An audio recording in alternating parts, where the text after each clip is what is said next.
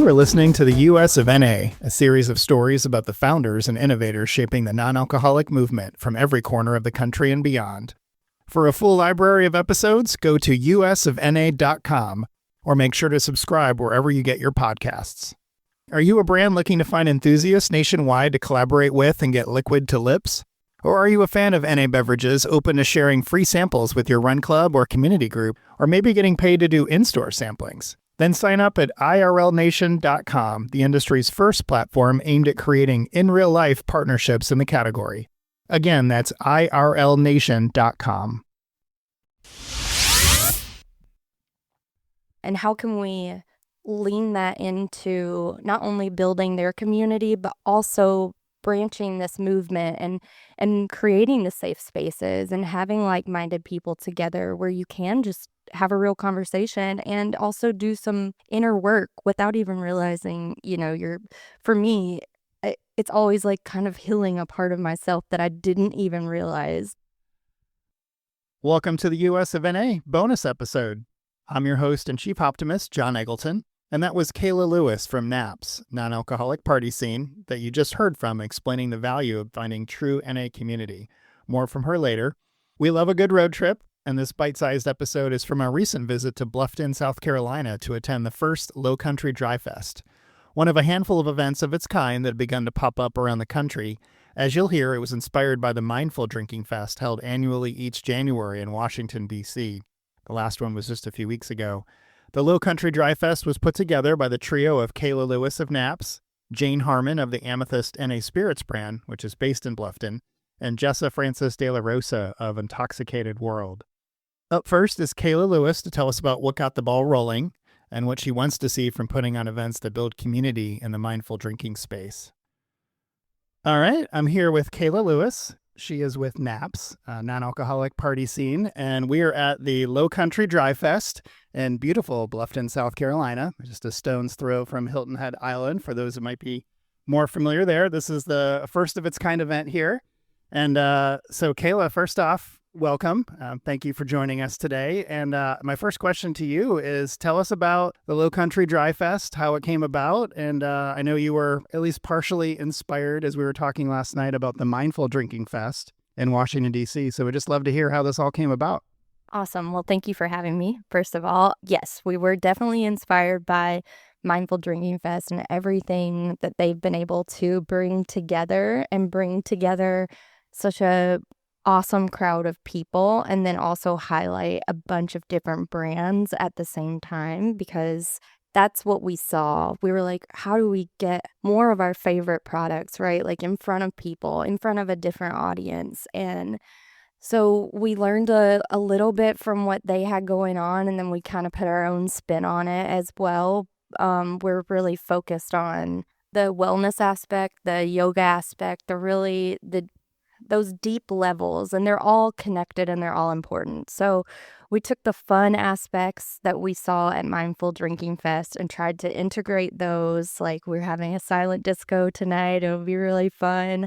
But there's also the yoga piece. There's breath work. There's journaling, because part of the non-alcoholic scene is really doing some self-discovery. So we want to create cool spaces where people feel comfortable to do that.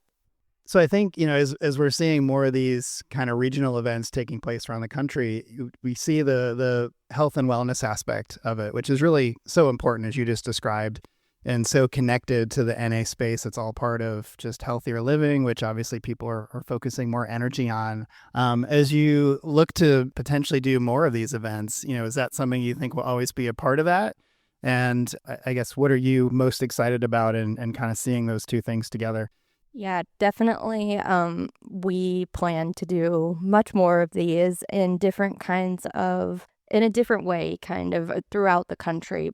So I am working with an organization out of Chicago, Strengthen the City, to kind of do that all this year, bringing these options to people, bringing more brands, more awareness to these brands, and really connecting with, like I said, it's all about community. So if there's an awesome non-alcoholic brand out of Austin, Texas that I don't know of yet, send them my way, because I want to see them at a festival being represented. And how can we lean that into not only building their community, but also branching this movement and creating the safe spaces and having like-minded people together where you can just have a real conversation and also do some inner work without even realizing, for me, it's always like kind of healing a part of myself that I didn't even realize because I get to meet somebody new and it never fails to be an awesome experience. So because of that, I really want to make sure that I'm able to give that to other people. And working with Strength in the City, they're here for it and they want to see mental health being brought to the forefront. They want to see physical health being brought to the forefront because at the end of the day, it's about sustainability. Whatever you're doing, whether that be working out or, not drinking or whatever it is that you're doing to try to better yourself, they are really supportive of that. And I'm really excited to be a part of that as we will be in 12 states, 14 cities. So naps will be popping up all over with Strength in the City and Amethyst will be popping up under naps. So we're all getting to work together and it's very much a collaborative effort. So it's really exciting. All right. That was Kayla of Naps. We've got links in the show notes, but be on the lookout for their upcoming events that will kick off this spring. All right. Next, you're going to hear from Jessa Francis de la Rosa of Untoxicated World.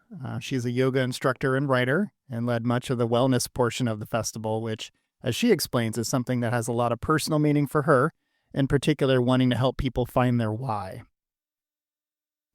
So, Jessa, thanks so much for joining us here for a few minutes. And I know we were talking last night at the opening party just about the connection between health and wellness and the non-alcoholic space. So we'd just love to know what that means to you and what, the connection you feel to this new category that we're in. Absolutely. First off, I just want to say thank you for chatting with me today. I love any opportunity to be able to talk about this, to educate on this, because I think it's so incredibly important. Is that awakening awareness process, the ability to see things from a different perspective. And really, that ties into all of what I do. I say that there is no mindful drinking without mindful thinking. So we really need to understand that anybody that is looking to own their relationship with alcohol, there's some steps that we need to take. We need to have that key awareness, which means we need to be educated. And when I first stepped into this space, I was working with Sachet, which is the alcohol-free bottle shop out of Charleston, South Carolina. We are now launched a small program in Target that's really taking off. So really big things, really getting this space into the mainstream market, right?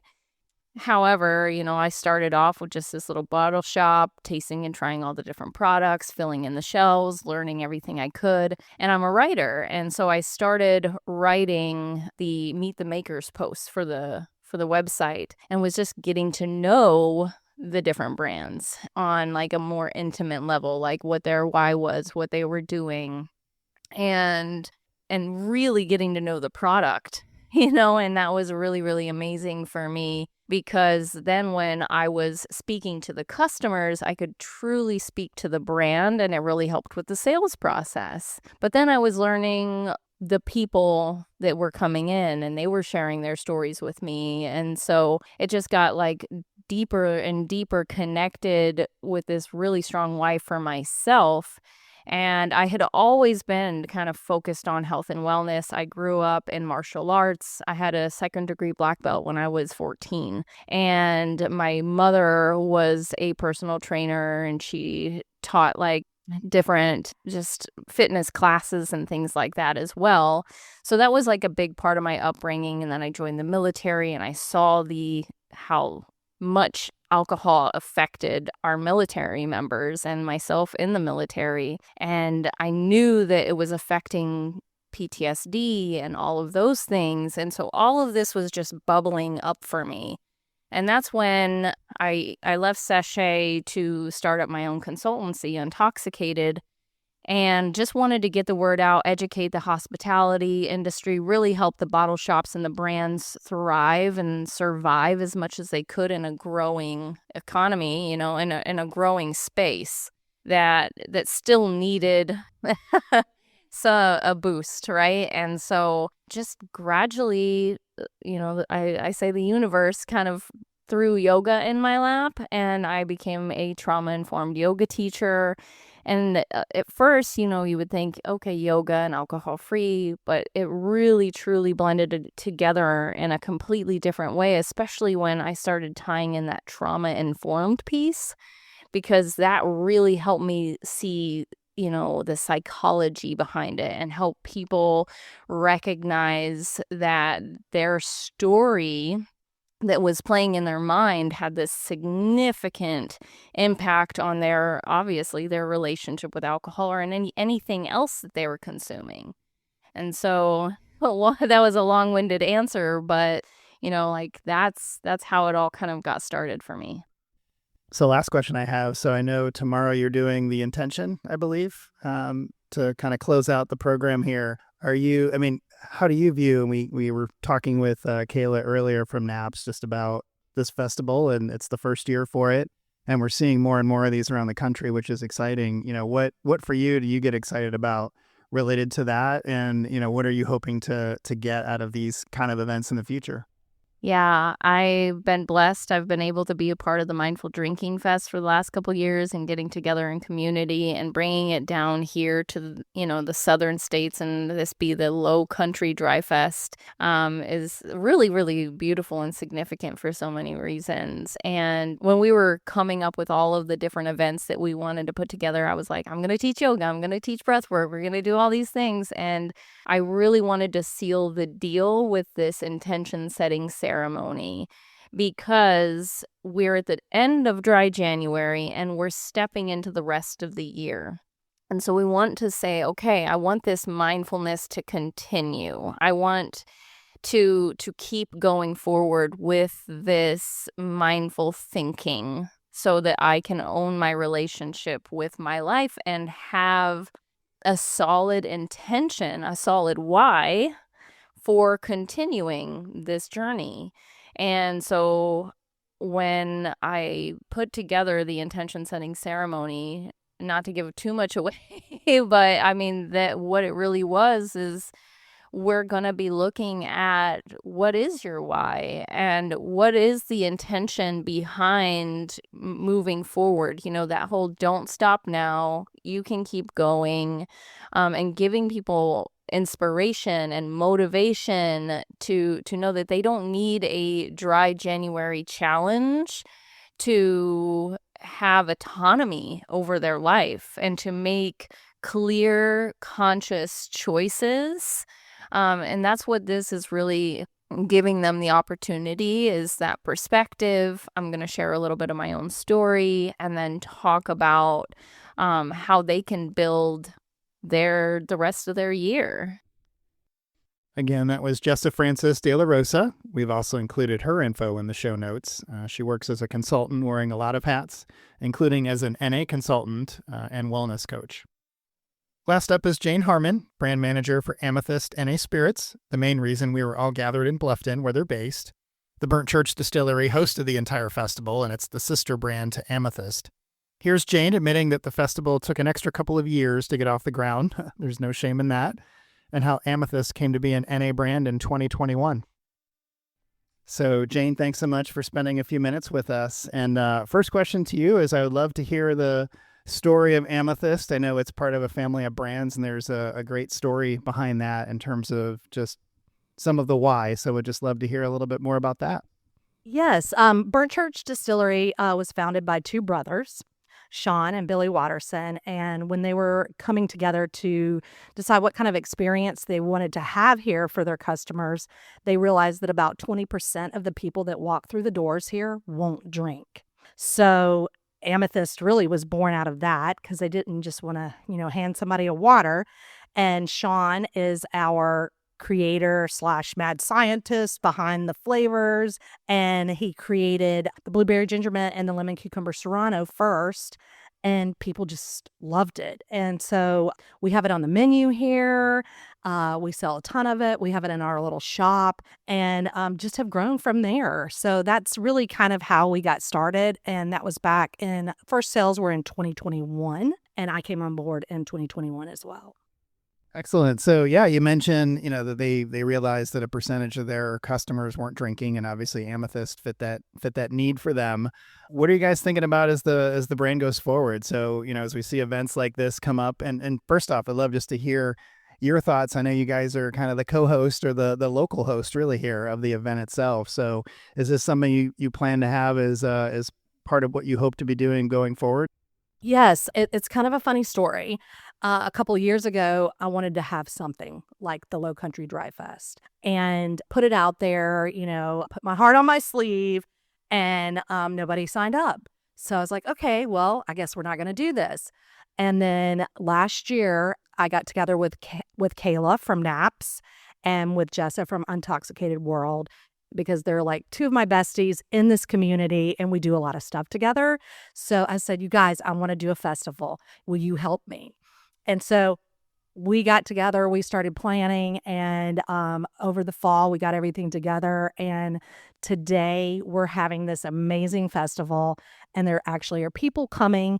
So it just shows you that things can change really fast in a couple years in this non-alcoholic community, and people are more mindful drinkers. And so I'm excited about that. It is our first one, and we do plan on having it again next year, and just to keep having it every year and maybe do some other things throughout the year too. That's kind of where we are right now, and super excited about it. Excellent. So last question for you. Tell us a little bit about the Amethyst portfolio in terms of just the products that you have and flavors, which we were enjoying last night at the opening party, and what might be next for the brand. Well, we have 4 flavors right now: blueberry ginger mint, lemon cucumber serrano, and we have a grapefruit basil. Our newest flavor is the watermelon lime. It came out last summer. It right now happens to be my new favorite. I love it in a mojito. Coming up in the future, I do have one exciting announcement, and we are coming out with mini bottles. So we're in the process right now of getting those prepped and into a little like kit box type of thing. So customers can buy the box, try out all the flavors, and then find out what their favorites are. So super excited about that, because not only is it a mini bottle, but people could put it in their pockets, take it on the plane. It'll just be really great for travel. And it is something that people ask for. So we're giving it to them. And we will have another flavor probably closer to the end of the year. But I can't say too much about that yet. So we're always trying to be innovative. And so we're just trying to keep it real and keep it new and just keep good things coming. All right. I really want to thank Kayla, Jessa, and Jane for their time and for putting on this event. And for those listening, I want to encourage any of you to look for local events in the NA space that may be happening near you. These are becoming a lot more common. This was our first time doing one, and we're so glad we went, and I love that it was set up as a more holistic retreat than just about the drinks. Don't get me wrong, we love the drinks, but as Jessa would probably say, sometimes it's about discovering your why, and the why may surprise you. So that's it for today. We'll return soon with our next full-length interview with Ricardo Baca, founder, CEO of Grasslands, and who was named one of Fortune magazine's 7 most powerful people in America's marijuana industry. We'll talk cannabis bevs and a whole lot more with him in the next episode, so check that out. And until then, cheers.